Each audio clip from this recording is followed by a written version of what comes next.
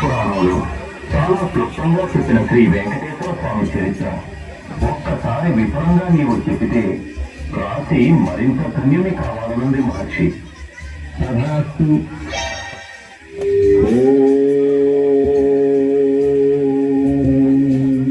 శ్రీ మహావిష్ణువు కలియుగంలో భూమాత మొరవిని దుష్ట శిక్షణ శిష్ట రక్షణ చేయడానికి మళ్ళీ ఒకసారి అవతరించాలనుకున్నాడు.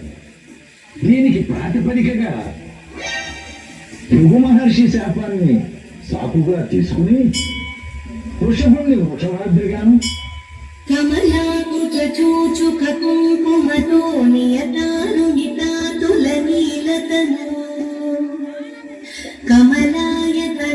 కమలాయతలోచనలోకపతే విజయీ భవ వెంకటశైలపతే ఆంజనేయుణ్ణి అంజనాద్రిగాను చతుర్ముఖ షణ్ముఖ పంచముఖ ప్రముఖాఖిల దైవత మౌలిమణి శరణాగత వత్సల సార నిజే పరిపాలయ మాం వృషశైలపతే.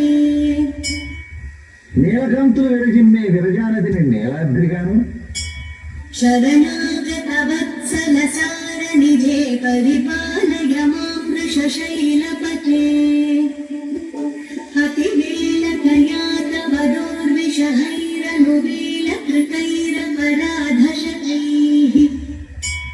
గరుడుణ్ణి గరుడాద్రిగాను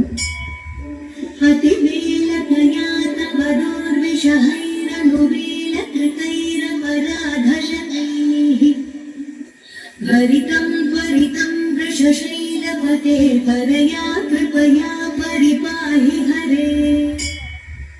వైకుంఠం నుండి తనకు అత్యంత ఆత్మీయులైన శేషుణ్ణి శేషాద్రిగాను భరితం భరితం వృషశైలపతే పరయా కృపయా పరిపాహి హరే.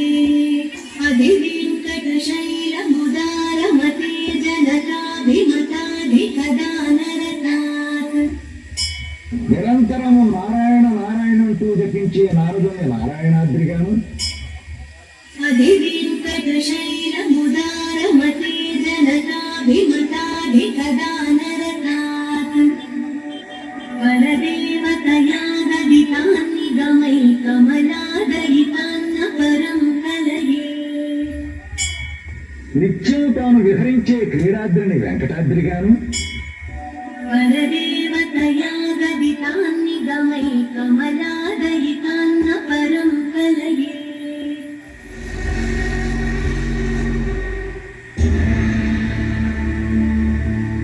అఖిలాండ కోటి బ్రహ్మాండ నాయక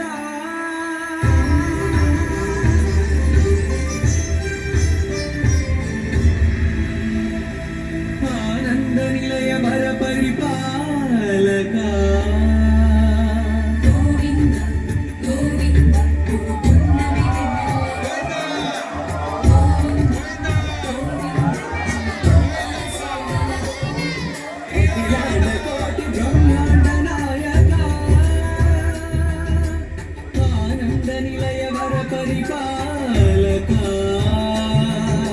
శ్రీ వెంకటేశ శ్రిత సంగం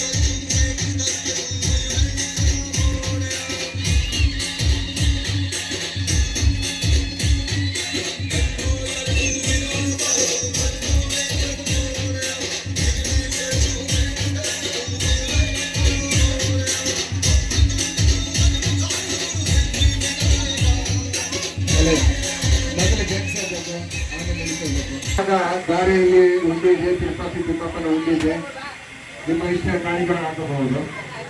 ಹೋಗ್ಬೇಕು ಮೊದಲು